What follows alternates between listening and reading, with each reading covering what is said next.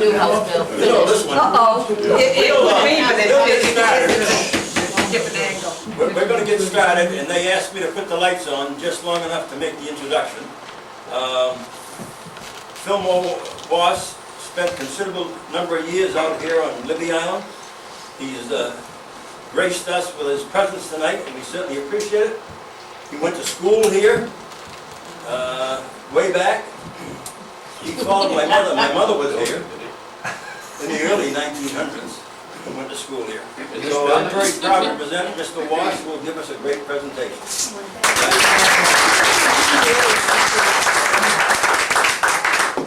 Well, I can't imagine anything any more fun than this. And how would all of you ever find Starboard? His parents found it for Well, I went to school, I think I sat back in that corner there. And we came off the island, and we lived in, who owns the cottage where we lived? This lady here owned the cottage that belonged to the spring. It was a summer cottage, boards an inch thick, was the only thing protected us from the cold. We froze to death, but we came to school. And we came to school for the one semester. At Christmas time, we went back to Libby Island. There we had a very lovely house, steam heat and everything. And we didn't want to come back to Starboard. So, Mother taught us the rest of the year.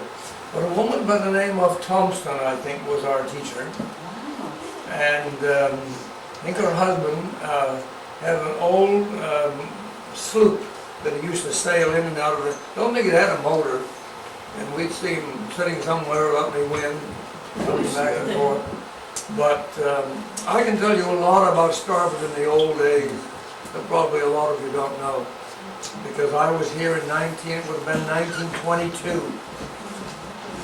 And that's back away. I'm having a very important birthday this week. I'll be 90 years old.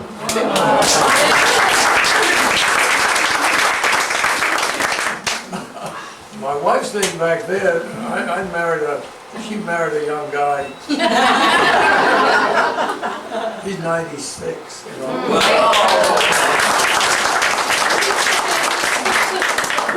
Cradle robber. And I taught her to sail, and she was the best foredeck person I could ever hope to have. She handled the lines, and the only problem she had, I'd bring some guy aboard, and he'd want to get up in the bow and start helping, and pretty soon she'd give me a get this guy out of here. He doesn't know a jib sheet from a Maine sheet. I'd find some way to get him back in the cockpit with me. But you'll see some pictures because I always wanted to get back to Libby Island, and everyone has a place that they think of as being home. And that island, that miserable island out there, so inaccessible, still is my home. And I desperately wanted to get back out. So one year I said to Dottie, I said, this year we're going to take our sailboat, haul it down to Starboard, and get someone to launch it for it, and we're going to sail to Libby Island. And we managed to do it, and that'll be a part of my story. Well, what Starboard was like in those days, it was a pretty thriving community. There was no way of getting out of here for shopping, so there was a huge store just this side of where the Kinney house is, and I think a man by the name of Allen. Right, Allen's store. Allen's store, right. And of course everyone here then did all their shopping here. And we used to come in from the Lighthouse, had a big wharf, and we could come in, tie up to the wharf, and climb the ladder. It was steep, about 6, depending on the tide. And if mother wanted to go ashore, she had to climb that ladder. And so we load up with everything. But what I always remember about that store was they had a big counter filled with penny candy. And my father, his last bit of shopping would be, we make sure of this, would be to go to that counter and say, well, I'll have one of those, 2 of those, and 1 of those. He'd go on up to about 10, and then he'd say, I want a quarter's worth, mix the rest of it up. My ambition as a child was to get enough money so I could someday go to a country and say, I want a quarter's worth, mix it up. Well, we would start, I would watch what happened to that candy bag when it was packed in with all the groceries. And the minute we got on the way, I'd say to Mother, you know, could we maybe sample a piece or two of that? So she usually would give in, and so we'd have a piece going back. And then it would be rationed, a piece a day. And then we used to vie for who was going to get the bag. And the bag was a real prize because the chocolate by then would have melted off on the floor and you could lick it off. Well, we spent that year here, that winter, and I remember the two friends, Keith Sprague and Roland Sprague. That name mean anything? Yes, it does. Okay. And so one day in the spring, we used to walk on the beach, then take the road because it was a shortcut. And we'd walk on the beach. Well, there's a pond there. And we discovered one day that there was an old skiff, hardly afloat, in that pond. And we looked around and found us some sticks, and we decided we'd go on a voyage in that skiff. And we did. And of course it sank. So some adults found us somewhere, but we were in real trouble. Now, Mrs. Sprague, she was pretty tough on Keith and gave him a good punishing for that. I had been sick, so Mother was pretty easy on me. But we were always very little concerned because Roland got away with it altogether.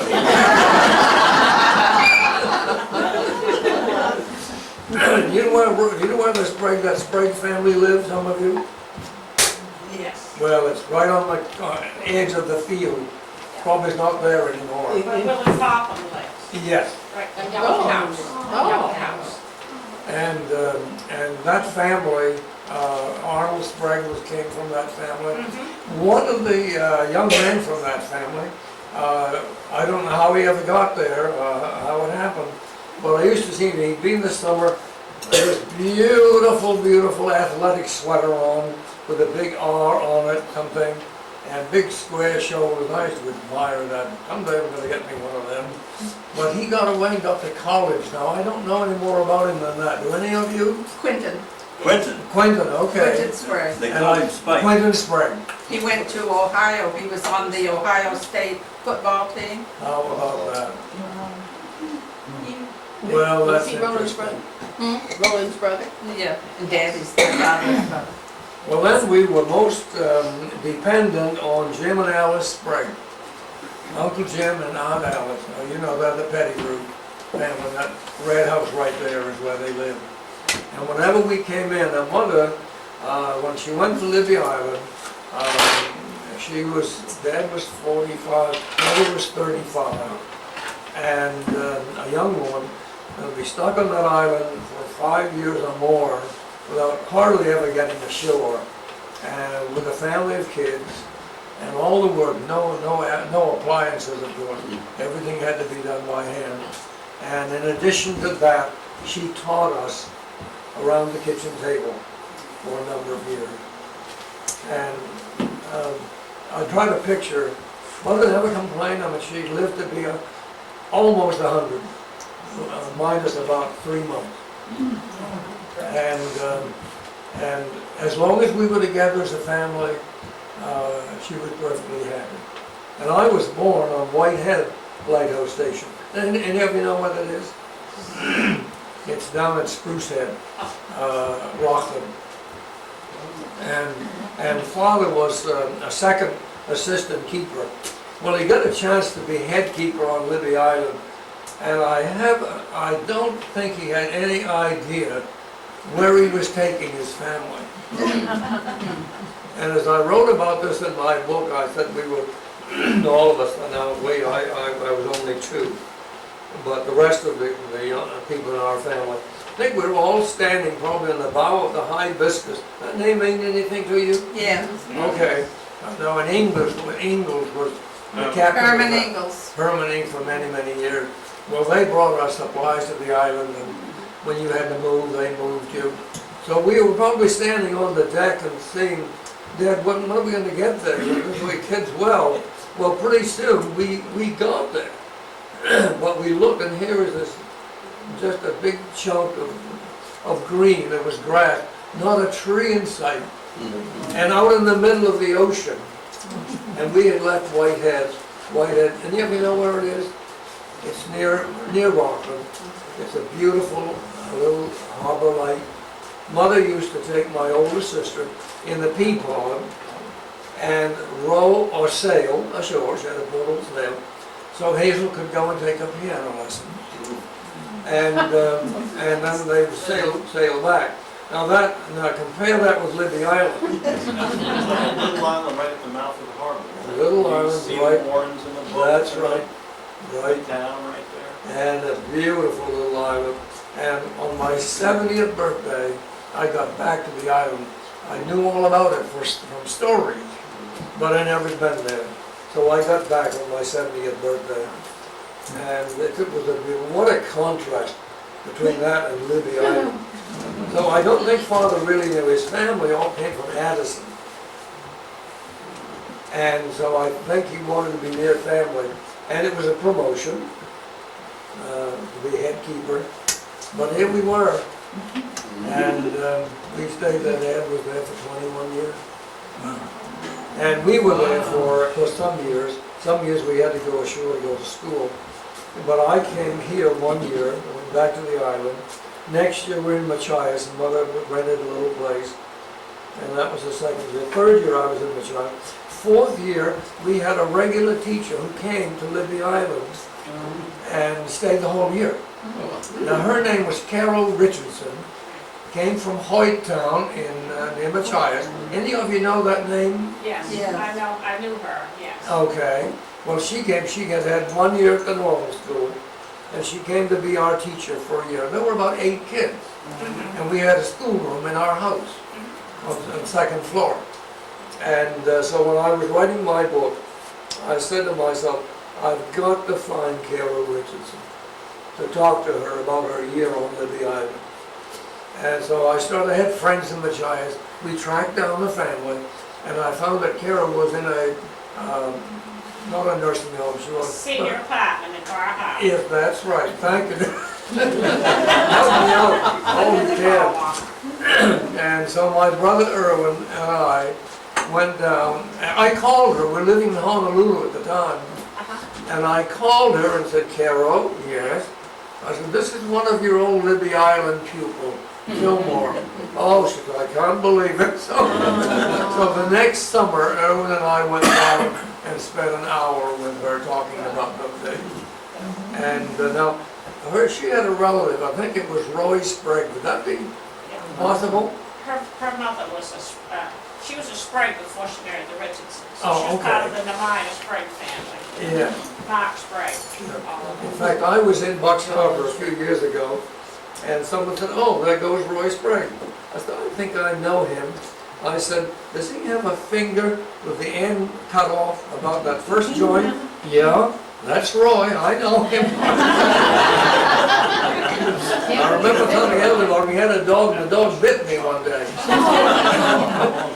I suppose he's died now, because it was several years ago. But he would come on Friday night when he finished hauling. He'd pick Carol up and she'd get a ride to Machias. Folks would come. And then Monday when he came back, he'd bring her and drop her off at the island. But she said, you know, what used to scare me the most was when we had to land off that boat and someone would come up in the peapod and roll us in on the slip with the waves coming in and so on. But that year, that was my brother's 8th year and my 4th year. And my brother, you had to have an exam to get into high school in those days.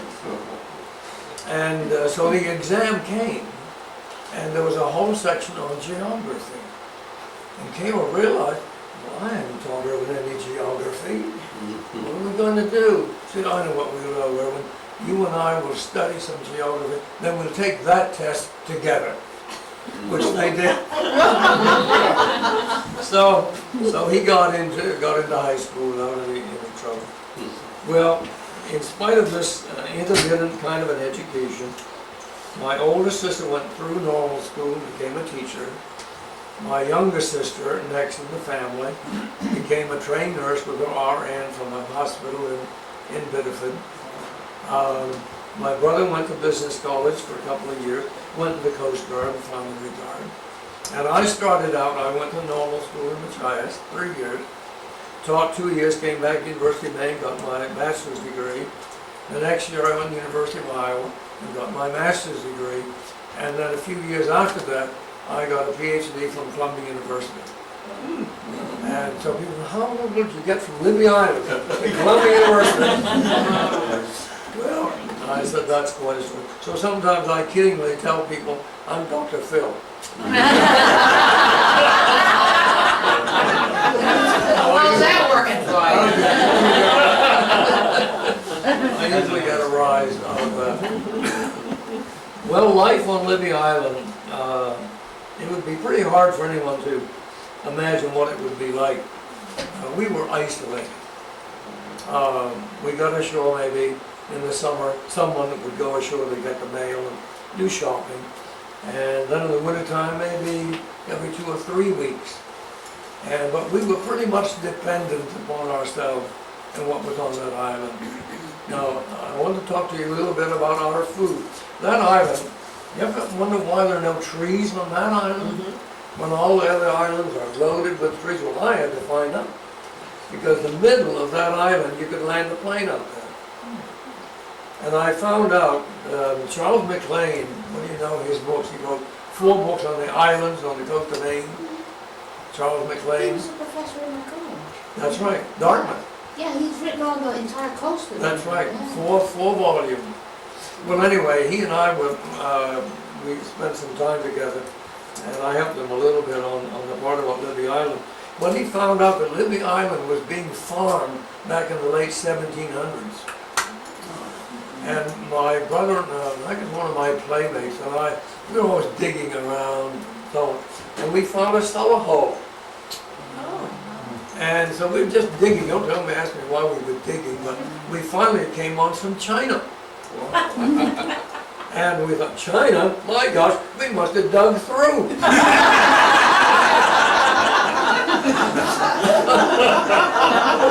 But that must have been where their house was. And then, of course, Big Libby was farmed too, and people lived on that for many, many years, and raised sheep. And when we were on Libby, they still had sheep on Big Libby. And very often, we would go over there, and in the wintertime particularly, and they would get off the island. The snow never would stay on the island. The wind would blow it off.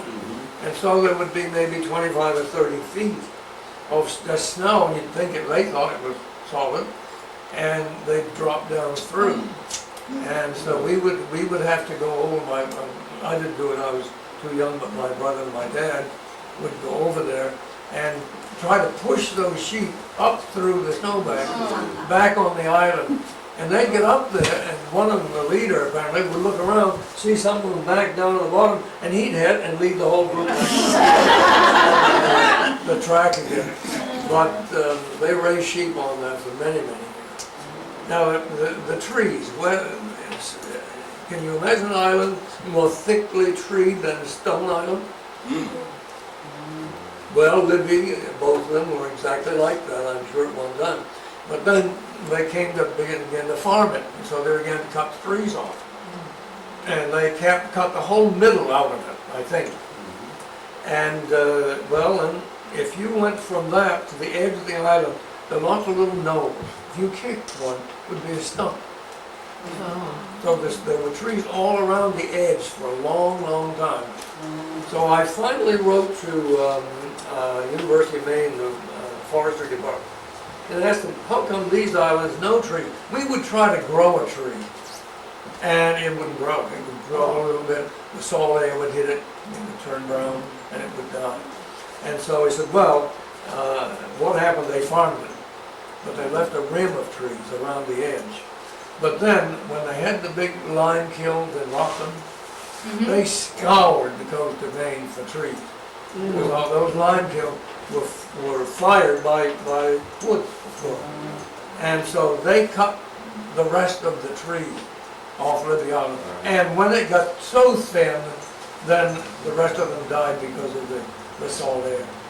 So you can all look out there now and say, how come Libby is bare? Well, that's the reason that it is. And now we farm too. And like most farmer fishermen on the coast of Maine, we had to get a lot of our food right there on that island. So we always had big gardens. And Father loved farming. We had always had a horse. And remind me to tell you a story about a horse too.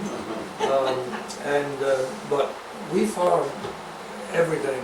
So when winter came, we had shelf after shelf after shelf full of canned goods that my mother had made. And then the island was loaded with cranberries. Not the big round ones. That you could find on Big Libby in the middle of the island, but not on Little Libby. But they were small highland cranberries, about the size of a blueberry.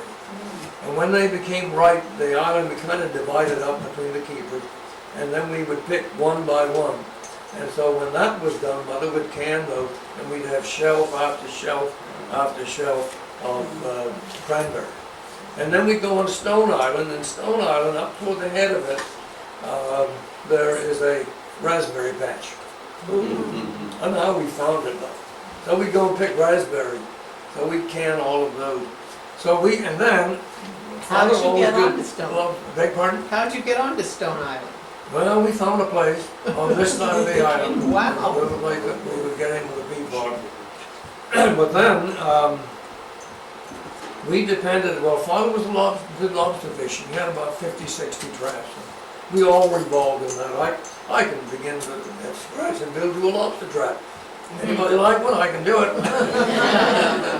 I can knit the pockets and I can knit the head and so on. Well, Father was the most law-abiding man that you could ever imagine. But when it came to eating, we had to eat. So I always tell people that we sold the legal ones and we ate the illegal ones. And we always had lobster probably 3 times a week. Every type you can imagine. We fried it. We made fish lobster stew. We had just plain lobster. We lived on lobster. I didn't realize what a gourmet diet we had until I grew up and left. Well, I thought I'd tell you this story. I think it's in my book. I wrote it in, and I think I called it The Brush with the Law. Because we were always hunting. Because black ducks are very, very tasty. But we ate everything, I said, but everything that flew except gulls and ravens and crows. And we ate sea duck, we ate coots, we ate old spurs. All these familiar to you? Yeah. Okay. We ate them. And How about the 4-old loon? no, we spared those. And but anyway, and my brother became an excellent hunter. And so one day he was down on the bar, between the 2 islands, and he hadn't shot anything, but he shot at a couple. And these 2 men appeared from out of nowhere and started talking to him. And he said, well, I'm trying to get some ducks for our family. We have a lot of our food right here. Oh, well, that's a wonderful thing you're doing up there. He said, we're picking up smoke wood for our smoke houses. And we're pretty low on food. You wouldn't have any birds that you shot before then, would you? That you'd sell to us? Yeah, yes, I had one. And well, maybe we'll walk up to the house and your father can show us around the light, and then we'll maybe buy it for me. Oh, that would be wonderful. And so they talked, and they talked how wonderful it was he was helping the family. And they got to the house and actually asked Father if he would take them through the lake. And then he did, and then they came back and said, well, Sonny, what about that Virgil we're going to sell it? Oh, I said, I'll get my mother to bring it out. And so he did, and they took one look at it and they said, well, son, we're sorry, but we're game wardens. And your father is under arrest. Now, I heard this going on. I've never been so scared in my life, because I was sure by that night, Dan and Irwin would be looking out through the bars up in Machias. Well, that was serious business. And they fined Dad, I think, $100 in those days, a lot of money. And then he had to report it, of course, to the Lighthouse headquarters in Portland, and they cut his pay for a year. And but do you think it stopped us from hunting? No. After that, we always hunted when it was so rough, no one could ever land on the yard.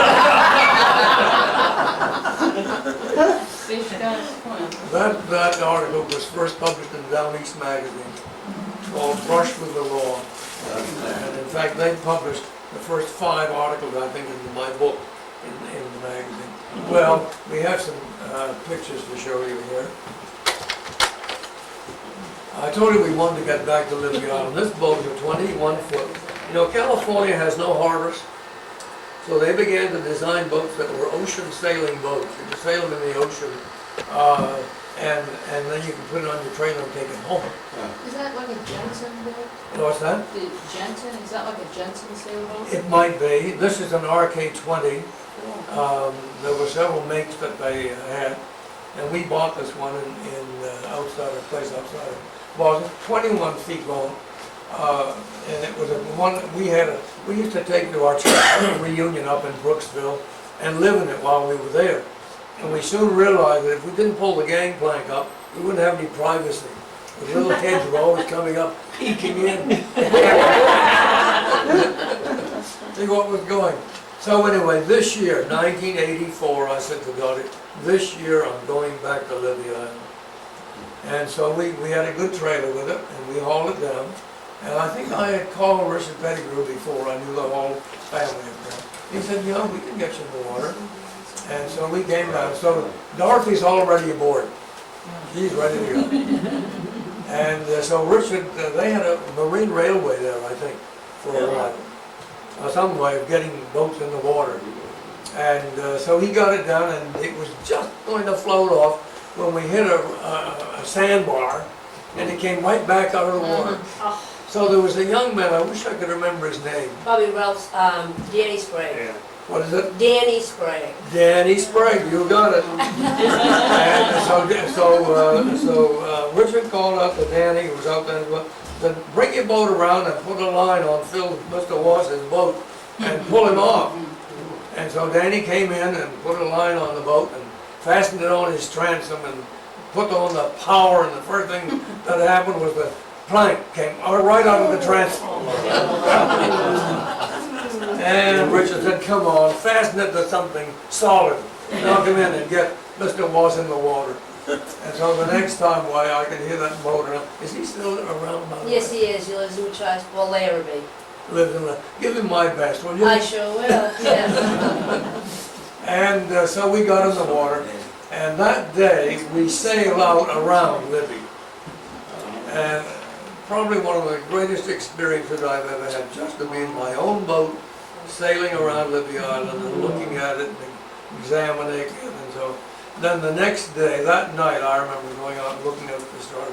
Tomorrow I'm going to be on Libby Island. And so the next day we sailed out and picked up the mooring, the Coast Guard mooring. Now both my brothers had said, Phil, don't you remember whenever we tied up the government boat, that's the boat the government supplied, government, the way we pronounce that. Don't you remember that whenever we left it any length of time at all, the painter would just wrap itself around that buoy? And I said, no, I didn't remember that. So I tied up and got in the dinghy and we went ashore. And what a thrill it was, and I think every square foot island, I could tell Dorothy some story that happened in that particular area. And so we spent about 2 hours, and then I ran out of film. So I went back to the boat and I looked, and sure enough, she was wrapped all the way around that old big iron, red-leaded mooring. And I thought, well, I've really got to take time to get this cleared. If I do, I'm going to lose my time on the island. I'm just going to leave it there and get my film and go back and finish my trip around the island, which I did. And when I came back, she was already bumping on the buoy. And I took a look at that. It was wrapped around in more different ways. And I said, well, if I take time and bumping around this, it'll just scratch the boat up even more. So I got my knife out and just sliced off 6 feet of that mooring, and we came back to starboard. That was one of the most thrilling. We've done a lot of sailing. One of the most thrilling sailing I think I ever had was just getting back on Libby Island under our own steam. Well, you know Stones Island, don't you? Yeah. That's now owned by the Nature Conservancy. So it will always be right there, just as it is. Well, one day we were going out by that and saw a lot of flapping in the water. And Father was always curious, so we ran in close. And a raven's nest had broken loose up in here somewhere. And these 3 ravens were in the water. Well, Father didn't want them to drown, so we went and picked them up. 2 of them were gone, but one of them survived, Billy. We took him back to the other. Father had a pet raven when he was growing up, and he wanted us to have the experience. And so we brought Billy, wonderful, wonderful animal. And that, we'd throw cranberries at him. You know, Bill's not very wide, he'd never miss one. He came anywhere near him, he would get it every time. And we had a lot of fun with him. If we were picking cranberries, he'd follow us, and if he saw us get our eye on a cranberry, he'd get there first. But then Father began to complain because his favorite roosting place was on top of the rain shed. Now, you folks remember the rain shed on Libby? It was where we caught our waters, a 100-foot long, big shed, 40 feet wide. And so that was his favorite resting place, but it also was where all of our drinking water came from. So we had to find Father found a home for him somewhere. But we've had lots of experience, and that's a rough stretch of water from Stones Island back to Libby. Because there you can get the full brunt of the wind, the waves, everything. And so when we came along, we'd stay inside of Stone. So then we'd go out around the point, and then the full draft of the waves and wind would hit us. And we had a boat. We called it the government boat. The government supplied it. I don't know who in the world ever designed it, but I don't think he'd ever been on a Lighthouse thing. It has square stern. Now, what are you going to do backing that boat off, that slip, with a square stern? Water would come right over the back. And we had an old 1-cylinder engine when all the other lobster fishermen had, well, they had a wreck of a Chevrolet or something. They'd all rush out to see if they could buy the engine. And then they'd have transmission and everything. We didn't have anything. We had a 1-lunger and a great big flywheel, and you rocked it back and forth and pulled it up one way or the other. If you wanted to go backwards, you pulled it one way. If you wanted to go forward, you pulled it the other. And you just prayed it would start. You couldn't start it on the slip because the boat's moving and the propeller's turning, and it could hit rock. And every time we landed, I don't know how old I was when we did this, but I wasn't very old. But Father would say, Philmore, I want you to get in a teapot and row around out here until we get the big boat in. I never felt a minute of fear. Father said, do it. Okay with me. So I'd get in the teapot, get the oars out, and row around. I got the big boat in. Then Father would beckon me, and he would put his hand up, stop, because there'd be a wave coming around the corner. and we'd wait until it would be a smooth spell, and then come, and I'd rush in, and they'd grab me, pull me up, and so, I think I was maybe no more than 10 years old. So we were just trained really in all of these kinds of things because we were needed. We were needed, we were a member of the crew. Father almost had a bad accident once getting back to Libby Island. A cold, spray, towing a peapod, and when they got almost out to Stone Island, they realized that the ice was collecting on that peapod, and she was beginning to take on water. And they were afraid they were going to lose her. So they had to pull her up alongside, take some more, beat the ice off it, and then they had to turn around and come back into Starving. And Uncle Jim and Aunt Alice, they were our rescue couple on the mainland. Whenever we came in, that's where we first went. Come in the wintertime, Mother would go in to get warm. And once we'd gone back to the island for vacation, and from school in Machias, and Father was very anxious to get us back to school. He wanted us to miss school. The road was blocked, and so it was just a very, very bad situation. And so Father hired a man with a sleigh and horse, and I can still see that horse coming down through the snow.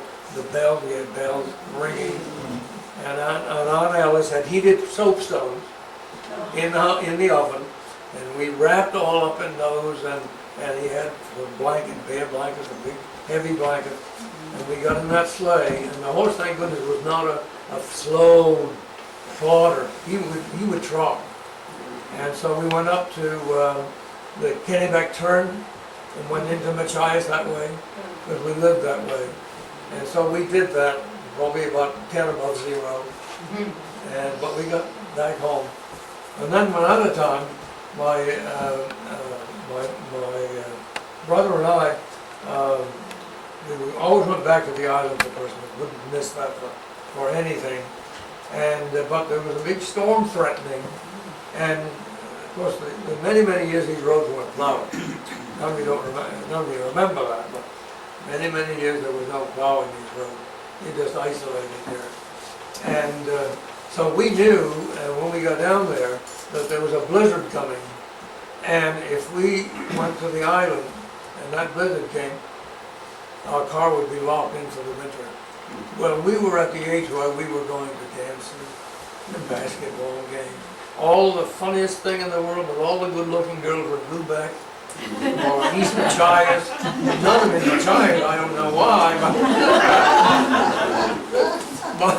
But so we were very determined not to have that car locked in for the whole winter.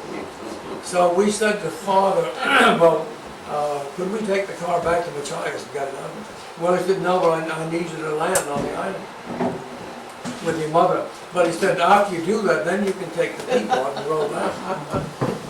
Well, I'm going to tell you now, we were determined to do that. We rode the length of Libby, crossed by the bar, it was all low tide, so it was pretty protected. And then we moved out beyond Big Libby. And snowing, it was about 4 o'clock in the afternoon.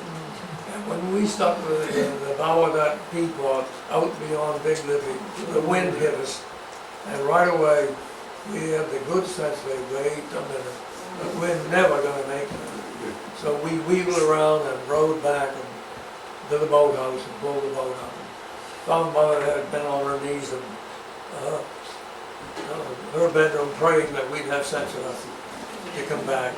And but the sad part of it was it did snow. And the roads from the Machias and from starboard to Bucks Harbor weren't open probably until next April.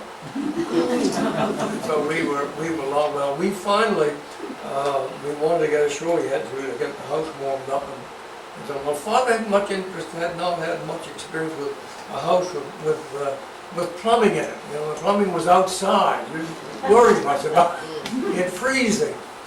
Well, we walked now, and from starboard to Bucks Harbor, about up to our knees. Really hard going. And then all the rest of the way up around our ankles, knees, all the way to the child. But we finally couldn't wait to get in and get a fire going in that stove and to be warm again.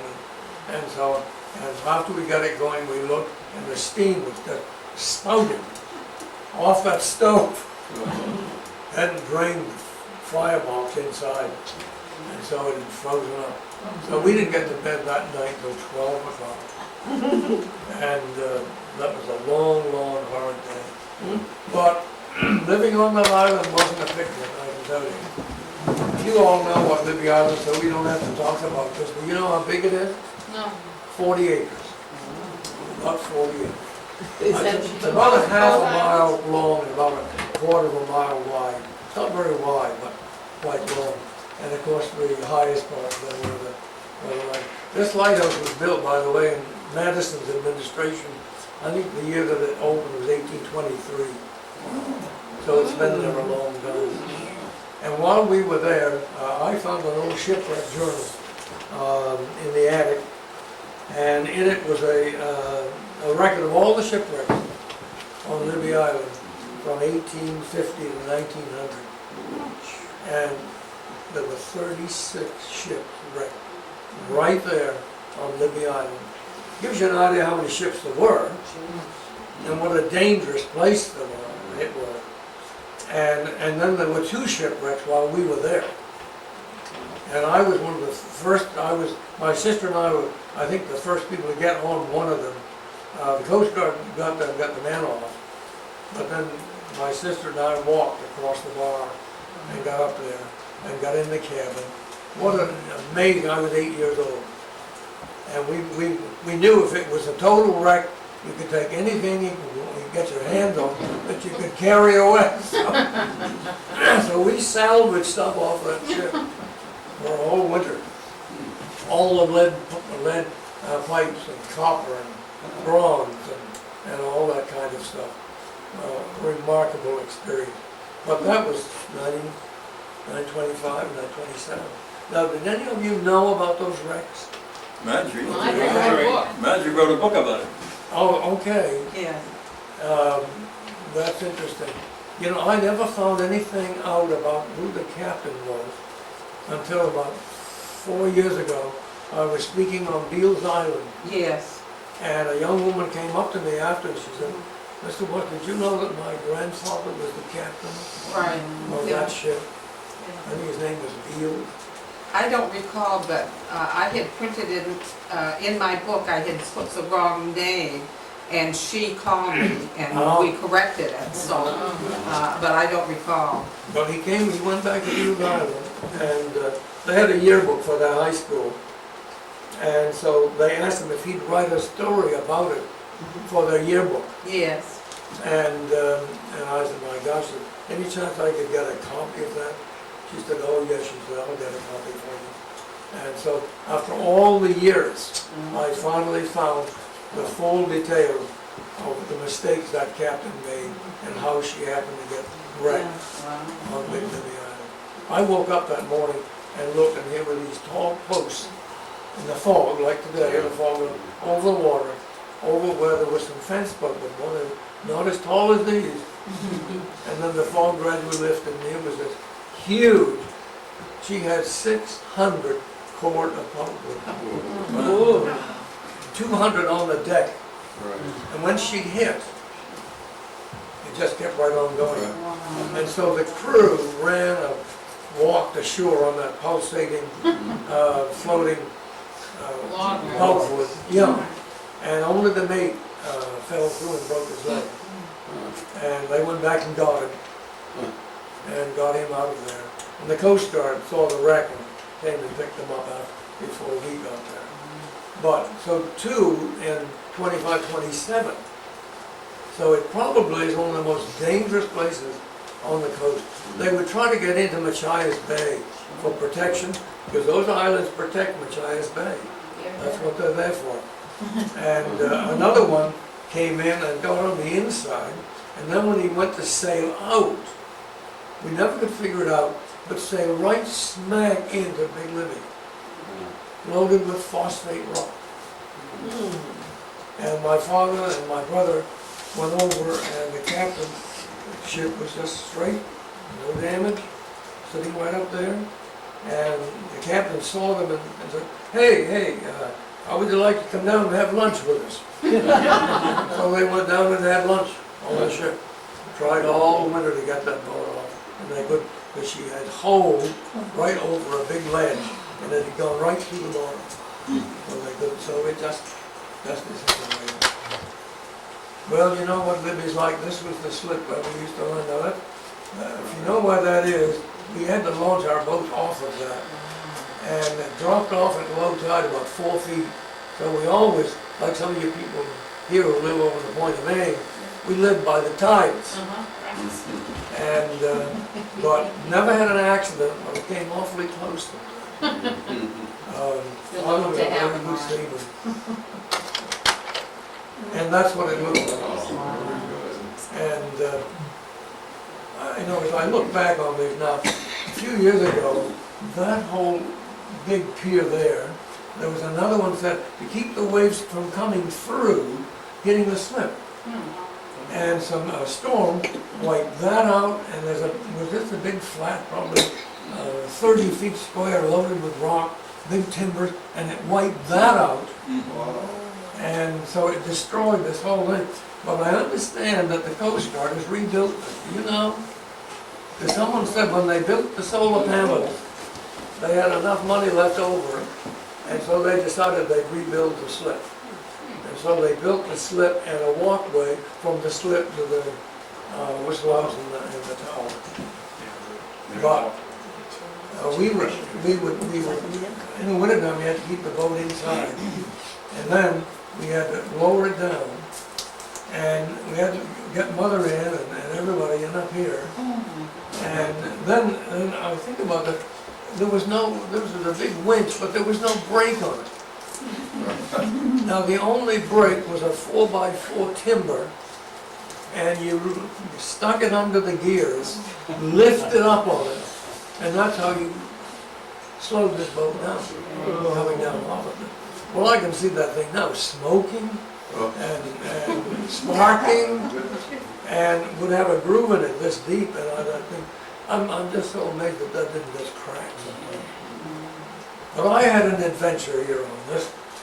We would bring the big boat up here, and there was a slip over here, and we could bring a peapod up by this at the same time, and then we could bring the winch line down, hook it on, and we could use the winch to pull the peapod up when we'd been fishing. Well, we were then fishing one day, and we brought the peapod in, as we'd done many times before. We went up, and we tied the big boat by the painter, so it was secure. Then we took the winch off that, brought the winch down, hooked it on the peapod, and so we started running the peapod. And I looked, and I was horror-stricken, because I saw the knot I had tied beginning to twist. And we had just greased that slip. And it was just beginning to twist, almost a hellish kind of thing. And I was just transfixed in horror, because I knew that that was going to let go. That huge boat was going to go sliding down the slip, was going to hit the peapod, smash it, smash the government boat, and I was going to be in deep. Well, I had to stand there and watch it. So the big boat went down, knocked the peapod off, and went sailing out, and I had to stand there and watch to see if that big boat, government property, if that thing was going to sink, fully expecting that it would. Well, I watched it quite a while, it didn't sink, so then the hardest thing I think I ever did in my life, I had to go to the house and tell Father, the peapod, the government boat is adrift. I didn't tie it well. So he got the other two men together, and they went, and we had only one other boat that was tied up in the top of the bar. Oh, the boathouse hadn't been used for years. They didn't like it. They said cranky. That's the only one they had. So they got in it, and they rowed out to where the government boat was. And I saw them get in, start up the engine, and I realized that it wasn't going to sink. And then I turned around and got out of there in a hurry. If I could have gotten off the island, I would have. But there's no way I was going to get off the island, so I went upstairs, went to my bedroom, locked the doors probably, fully expecting the worst to happen. Well, nothing happened. Mother finally came and called me down for supper.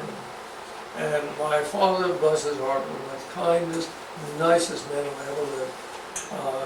He said, you know, we ought to take a look at that knot and see if we can do a better job. And later, Mother said that your father said, I think Philmore has been punished enough.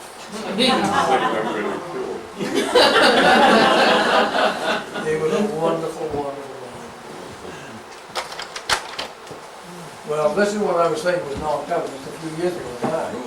And this whole thing, and there was a huge, this was just a big square block of rocks and timbers to block that area so waves could, and a friend of mine sailed a lot, and he said, Phil, that's all over on the other side.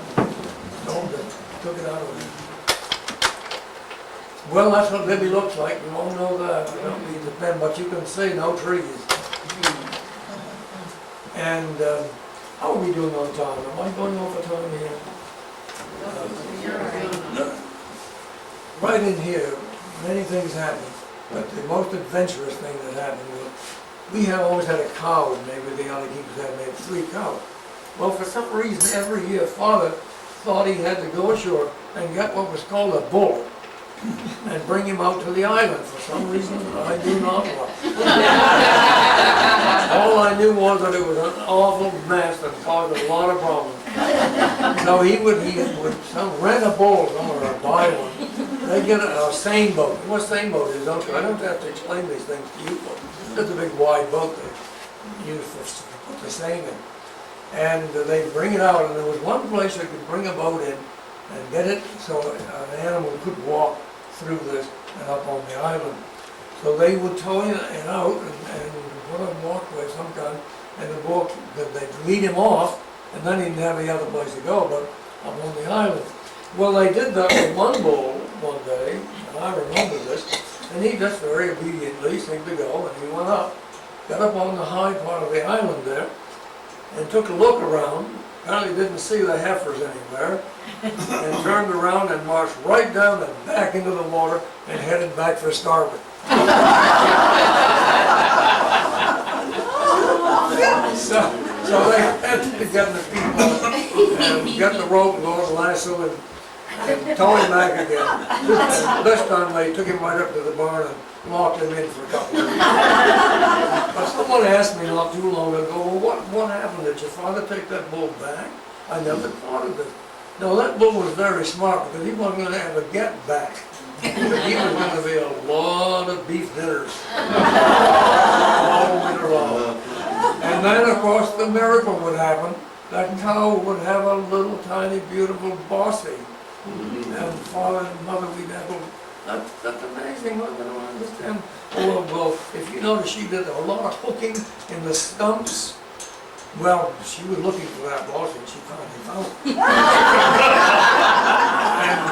And once the cow got too close to the cliff, and the little guy came tumbling out, rolled down over the thing, and went all the way down to the bottom.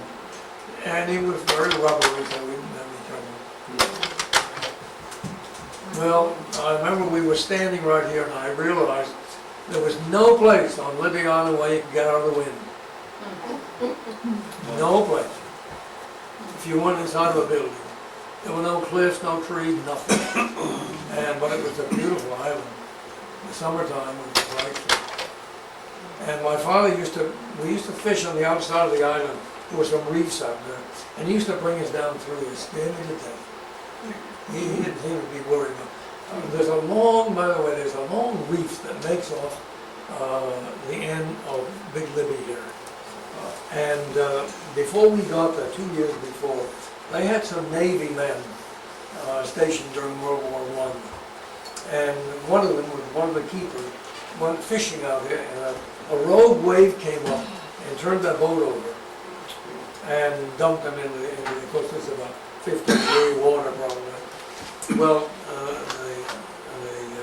one of the men, his wife, saw this happen, and she started ringing the bell to get attention from the other men, and no one answered. So she tied the rope around the little girl, who's about 6 years old, tummy, and said, now keep running back and forth and keep that bell ringing. And then she went and found the men. Well, they got out there in time to get Justin Foss. I'm surprised he lived that long in that cold water. But the other man's name, didn't know for a long time, but he drowned, and his body was never found for a whole year. And then they found it well, I was speaking in Rockland, and a woman came up to me and said, did you know who that other man was? And I said, no, we never knew who it was. Well, his name was Holbrook, it was my brother. Wow. And that body surfaced down Isla Ho, where that man's home was. It's an amazing story. Lots of strange things. This is where we played our game. This was our jungle gym. It's about 30 feet up here. And shoes, I wore them out, mother buy new ones, take them back to the store. This is a very, very, very bad pair of shoes. And she got me another pair, but these rocks are needle sharp. But we spent hours playing, sailing our boats. And we had a game we played. This was the view from our kitchen window right there. And over there is England. When we had storms, they just came barreling up through there. And we used to watch to see how far they would come. They used to come up under our outhouse. And this is where the John C. Myers went ashore right there. And all the old anchors of all those other ships were there. And this when it wasn't quite so sunny and calm. And this is what it looked like before the keeper's house is here. The other houses are gone. But you can see where the tides came. And the waves would come sometimes and go right through here. Wow. Not big green water, but enough to wash the road out. But we never ever had a moment of feeling those storms were coming. I don't know why. His father was so secure and nothing to be afraid of. I think that was our outhouse right there. Wanted to come up there. And that's when after they had torn down most of the stuff, that's what's left now. And, well, pretty in many ways, we were a happy family there, but in many ways, it was a lonely place too. My sister, my youngest sister, was about 14 when she got there. She wasn't going to get off the island, no. She was about, a little younger than that. But she wasn't going to get off the island for 5 years. So can you imagine a young girl at that age, no friend, no church, no school, nothing, for that many years? So when I talked with the whole family about writing my book, and they all quite happy to give me their memories, and she wouldn't talk to me. And her husband tried to get her, Phil's really working hard to write this book. I don't ever think about it. And she always had a little streak of bitterness about that. Used to have lots of picnics down here. Lobster Boy, where the John C. Myers was, right in there. She tried to get around Little Libby, where the light was, and misstayed. If you're sailing, you know what that means. She tried to tack, and the wind caught the sails and pushed it right back, and then pushed her backwards, right up the coast, right into she was wrecked. Well, that looks familiar. Now, this is what the island looked like when we lived there. It's a winter probably about 10 above zero. But this was our house. This was the rain shed I talked about. And then this was a double tenement house because there were 2 other families. And we always had the big barn. That was an outhouse. And this was an oil house where we kept the oil for the light. And that was the signal, the fog signal building. And so there were, I think I told you about 17 different buildings there when it was all operating. Well, lots more to talk about, but I'll answer questions. I took this picture when I was about 12 years old. You did a pretty good job. But I took it from the top of the tower, looking out over. This is the well house. We got water here to run when we had the original fog signal. It was a steam engine, a steam whistle. And we had to have a lot of steam, a lot of water. It came from this here. And then as I said, that rain shed was in here that we got our drinking water in. So, but they really beautiful, they did a beautiful job with these lighthouses. Look at the lovely ornamentation around that top. 1823 they built it, 1825 the tower fell down. Talk about bad contractors. The mortar gave way and began to gradually loosen up with these big blocks of granite, and it pretty soon they began to fall out. So they had to take it all apart, clean the granite and build it over again. And this is the last time. The coast, someone was talking about their brother were being here in the Coast Guard. This is where they would have lived. This is the keeper's home. Jim, your son was there, right? Beg pardon? Wasn't Jim's son there? Yeah. And that's the tower, still there, after all these years. That's pretty. And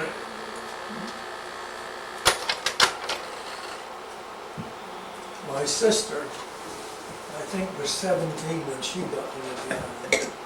She was a little more than maybe 4'6", weighed 180 pounds. And she found a husband on Libby Island.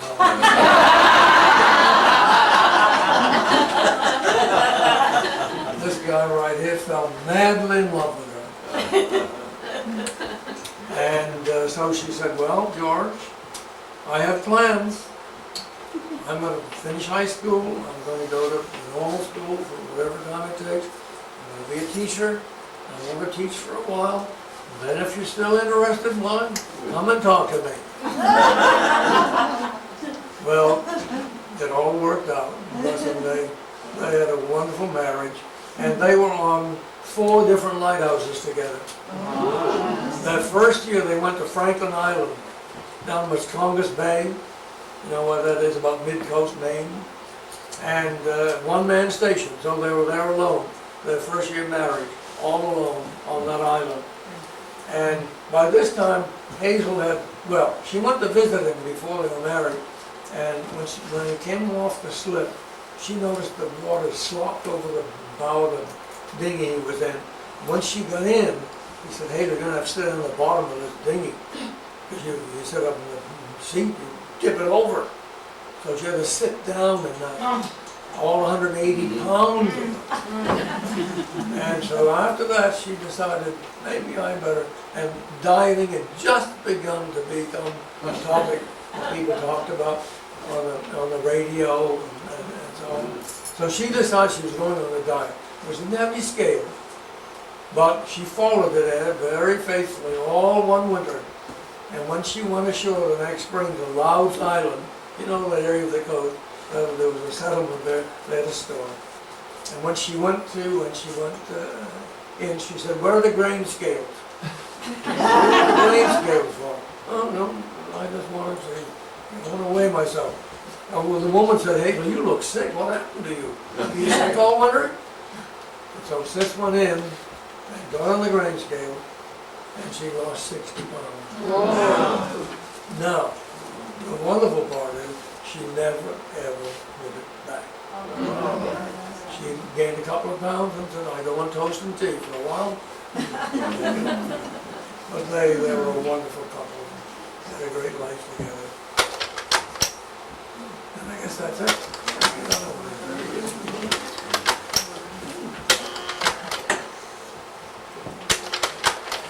I remember that car. My father and mother. Okay, well, I guess that's enough. If you have any questions, I'll be happy to answer them. I don't want to keep you here too late. Is your house still on the island?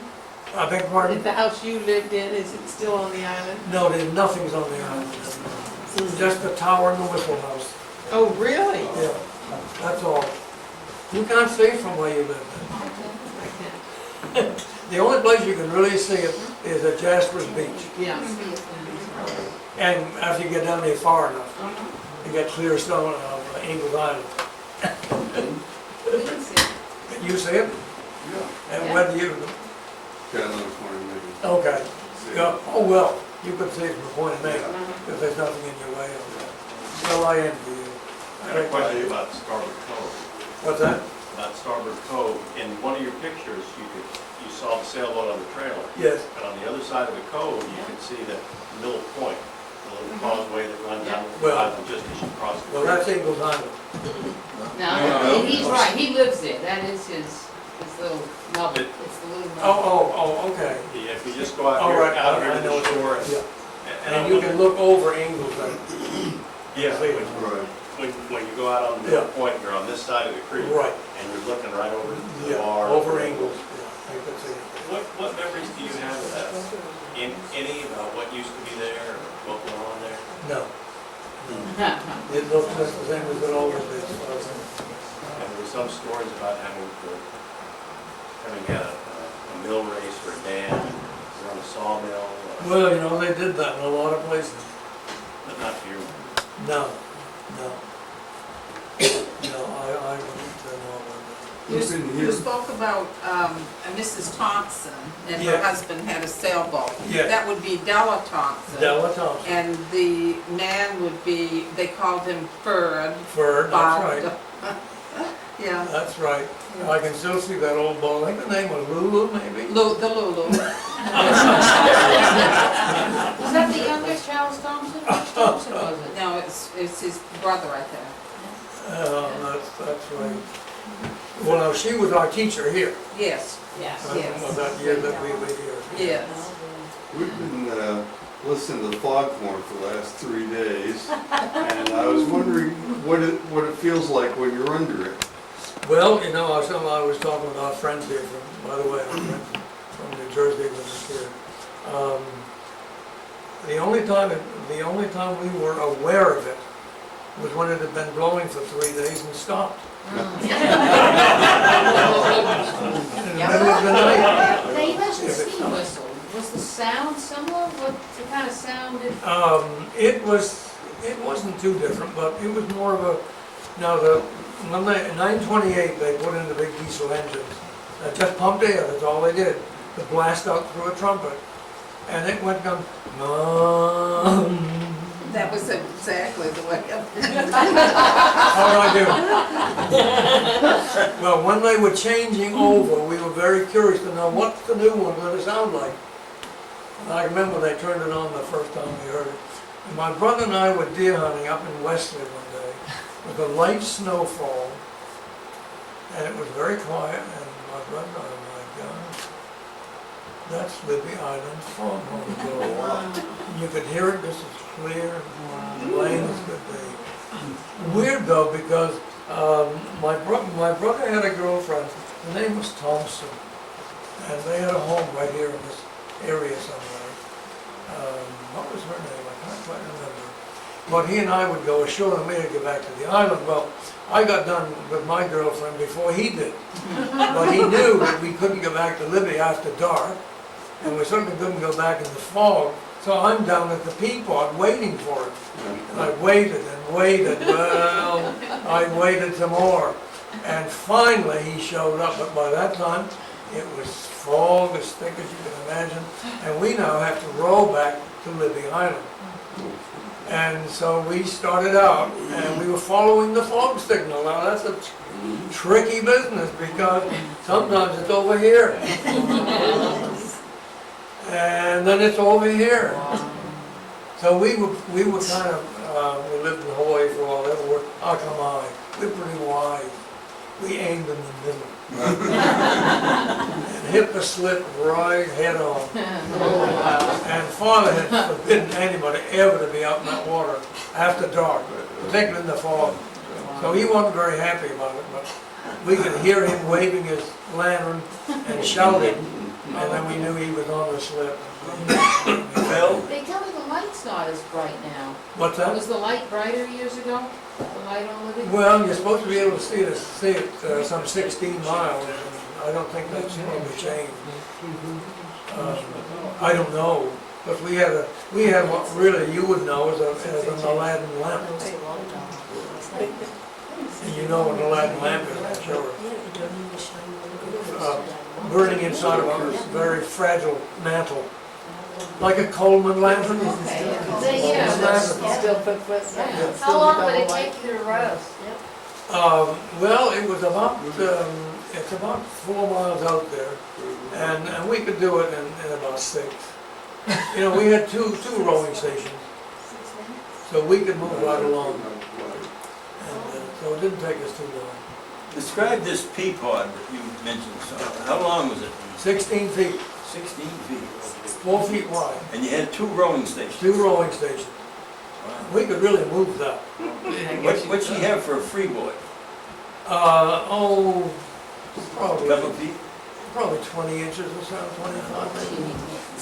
You must have peatbods around there. Are they pointed at both? Yeah, Yeah. Yeah. that's why they call it a peatbod.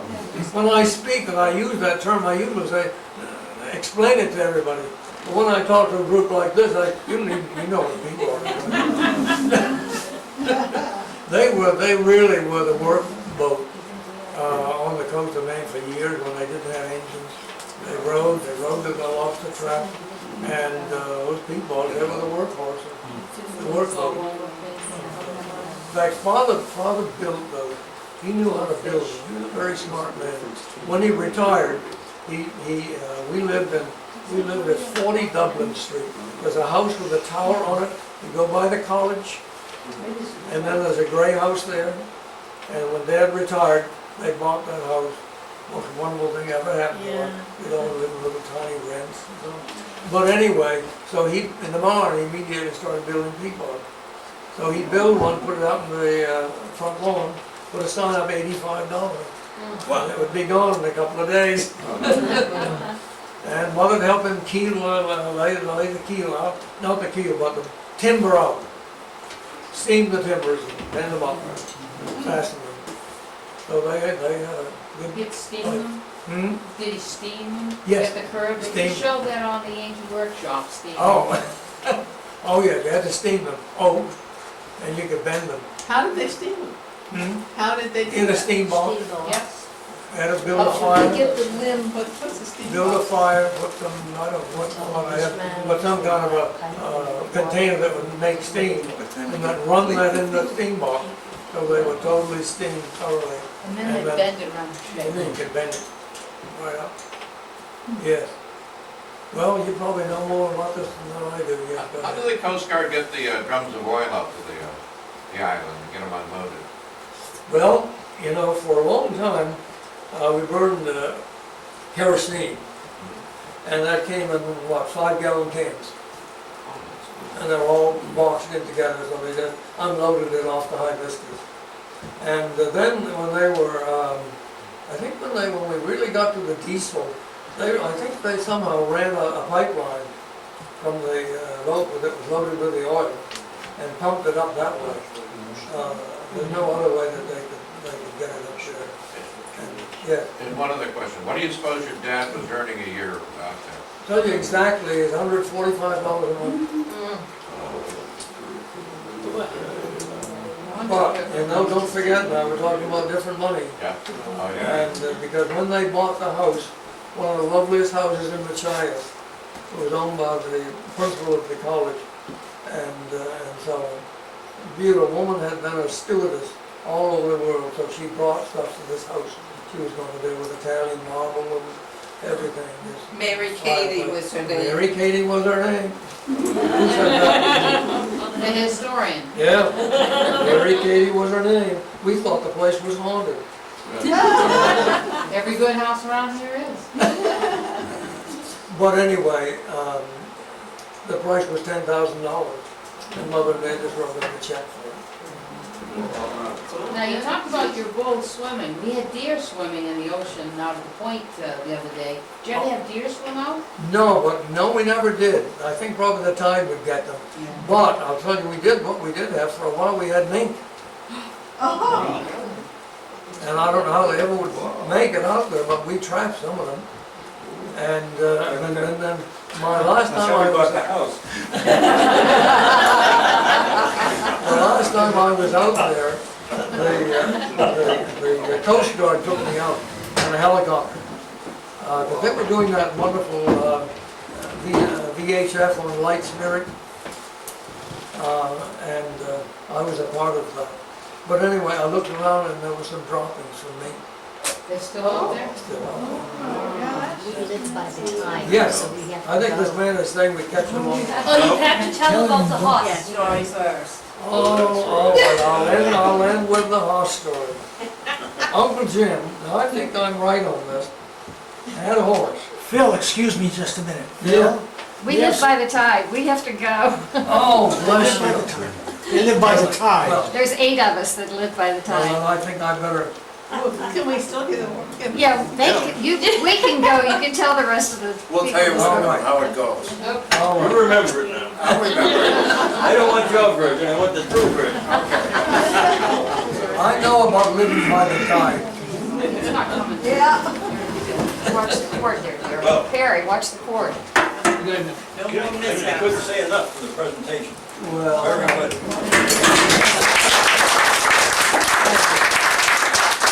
You did a great job. maybe we'll see you in Florida. We're gonna give you a call. Oh, we live in North Fort Myers. He lives in Port Charlotte. Right.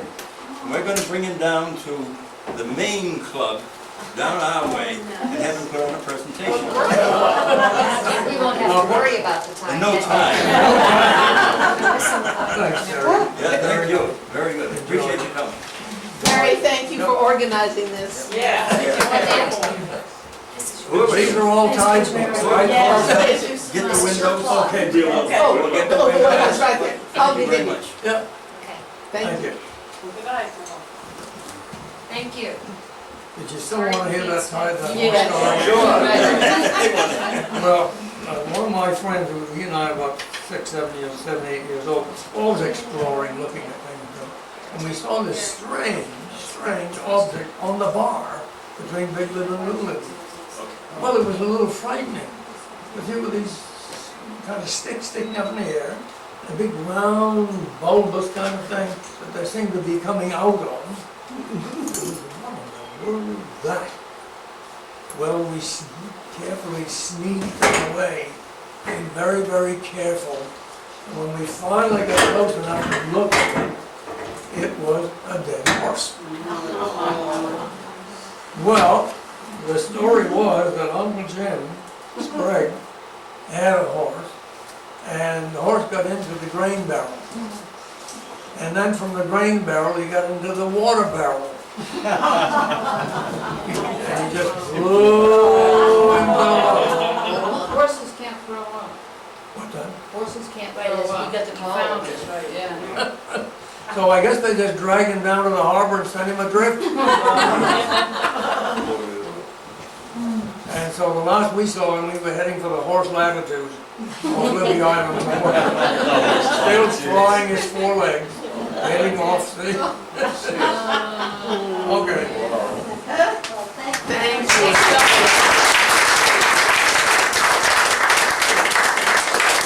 Well, thank you very much.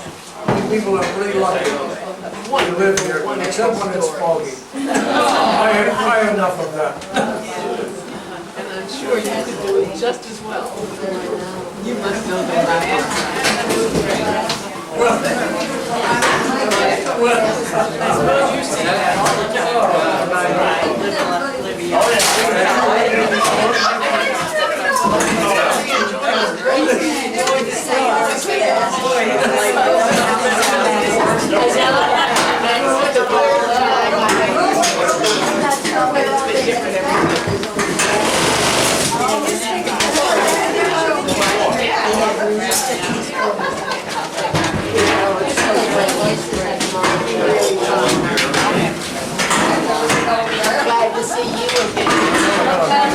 somewhere. Sure.